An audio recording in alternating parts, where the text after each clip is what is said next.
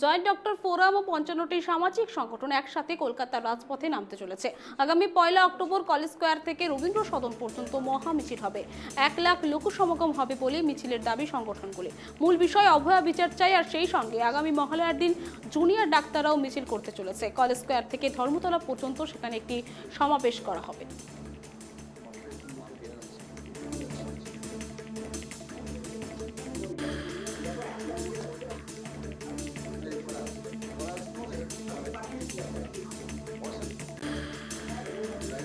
আজকে অভয়া বিচারের যে আন্দোলন, এটা হচ্ছে সাধারণ মানুষের আন্দোলনের একটা রূপ পেয়েছে।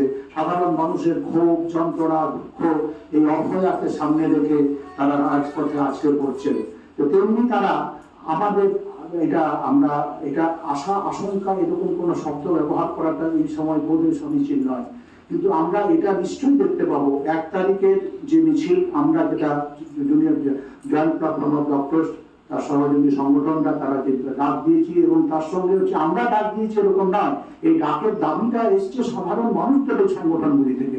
বিভিন্ন পেশার, ক্রীড়া ক্ষেত্রে বলুন, সমাজের অন্য ক্ষেত্রে বলুন, সাংস্কৃতিক ক্ষেত্রে বলুন, অন্য পেশার মানুষ, তারা আমাদেরকে বলছেন যে আপনারা আসুন আমাদের সঙ্গে, আমরা একসঙ্গে আমরা একটা বিরাট মিছিলের একটা আয়োজন করি। এবং এটা আপনারা জানবেন যে শুধুমাত্র ১ তারিখের যে আমরা মিছিলটা করছি তা নয়, যেটা আমাদের একটা পূর্ণ করার চেষ্টা করলেন, যে ওই সময়টা ধরে দেখুন, যেহেতু আমাদের একটা শারদ উৎসবের একটা পরিমণ্ডল পরিবেশ তৈরি হতে যাচ্ছে, তো এই সময়টাতে দেখবেন যে ওই দিন রাত্রে, ওই দিন ভোরে বহু মানুষ তারা নিজেদের মতো করে বহু রকমের তারা সংগঠন তারা উদ্যোগ নিয়েছেন যে এই পুরো বিষয়টা, শুধু অভয়ার বিচার তো সামনে আছে, তার সঙ্গে এই যে পুরো থ্রেড কালচার, দুর্বৃত্ত চক্র, দুর্নীতির পিরামিড, এই যে কথাগুলি, এই সমস্তটার বিষয়ে তারা রাস্তায় এবং পথে নামবেন।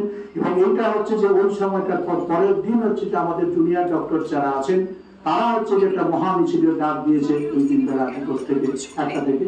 তারাও কিন্তু এই যে পুরো আমরা কর্মসূচিটাকে আমরা আপনাদের কাছে বলবো, এইটাকে একসঙ্গেই দেখুন, এটা বিচ্ছিন্ন কিছু নয়।